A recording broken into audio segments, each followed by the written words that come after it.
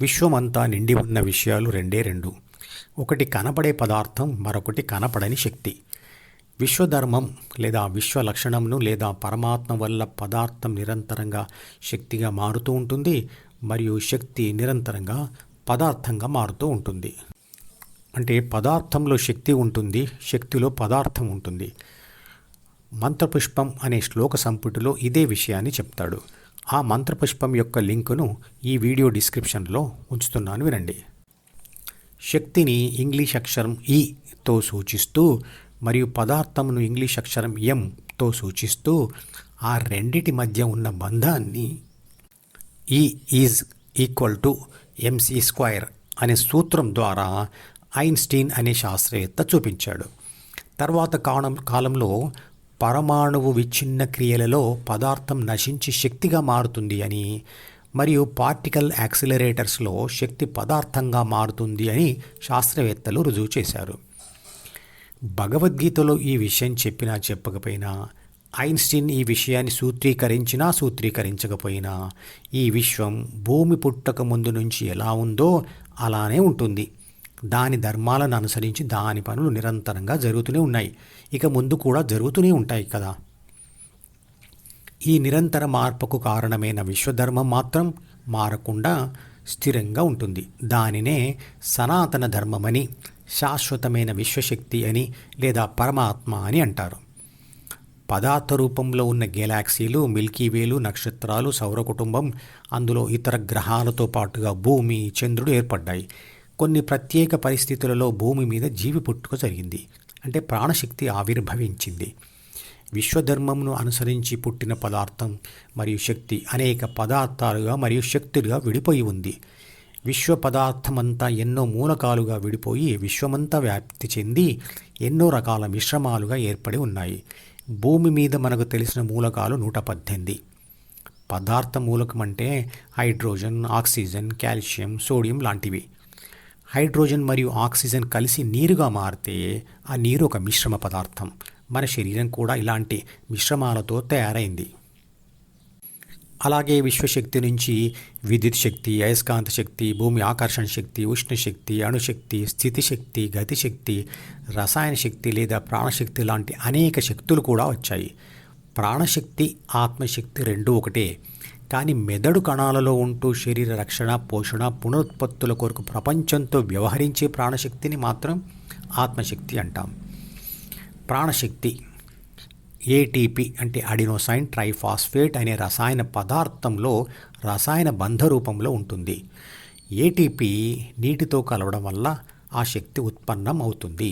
అది ఒక రసాయన శక్తి. విశ్వశక్తి లేదా పరమాత్మ సూర్యుడిని సృష్టించాడు, దానికి శక్తిని ఇచ్చాడు. ఆ సూర్యశక్తిని ఫోటోసింథసిస్ అనే పద్ధతి ద్వారా భూమి మీద ఉన్న మొక్కలు తీసుకొని కూరగాయలు, పండ్లు లాంటి ఆహార పదార్థాలు తయారు చేస్తాయి. ఆ ఆహారం నుండి వచ్చిన శక్తి మన శరీరంలో ఉన్న ఏడిపి అంటే అడినోసైన్ డైఫాస్ఫేట్లో చేరి అది ఏటీపీగా మారుతుంది. అదే ఏటీపీ మన శరీరంలోని అన్ని కణాలకు శక్తిని సరఫరా చేసి తిరిగి ఏడీపీగా మారుతుంది. అంటే ఆ శక్తి పనులు చేస్తూ కోల్పోయిన ప్రాణశక్తిని లేదా ఆత్మశక్తిని భర్తీ చేస్తుంది.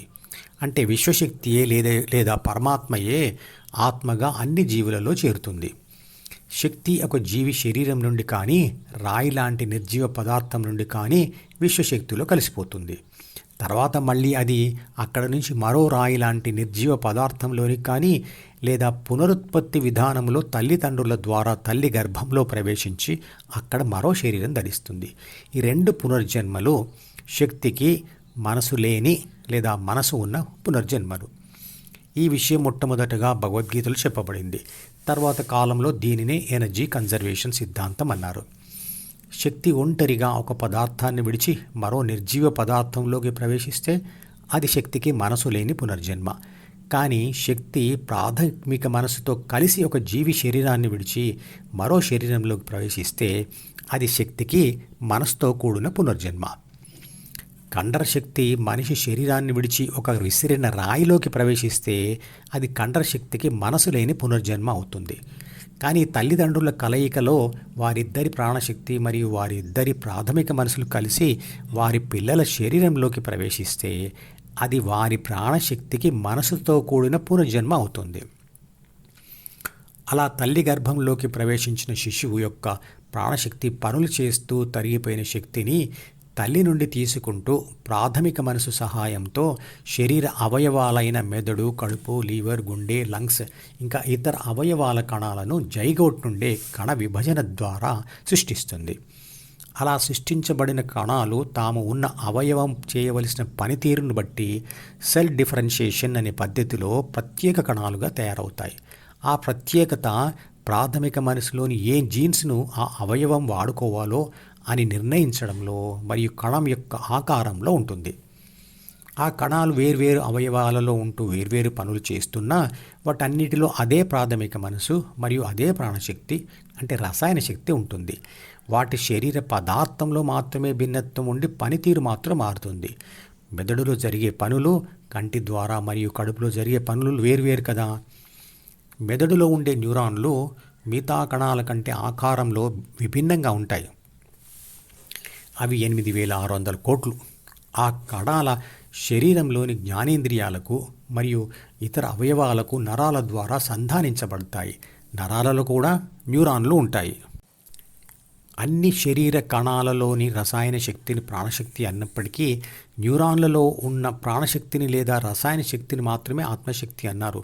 ఎందుకంటే ఈ శక్తి ప్రాథమిక మనసుతో కలిసి ప్రపంచ అనుభవం పొంది ఆ అనుభవ సమాచారాన్ని చిత్రపటంలో చూపించిన డిలో రాసి తగిన నిర్ణయాన్ని తీసుకొని ఆ నిర్ణయాన్ని కూడా డిలోనే రాసి ప్రపంచంలో పనులు చేస్తుంది. మరియు గెలిచిన అనుభవాలతో చిత్రపటంలో చూపించిన సి అంటే అహం అంటే నేను, నాది, నాకు, నన్ను అనే స్వార్థభావాన్ని కూడా సృష్టిస్తుంది.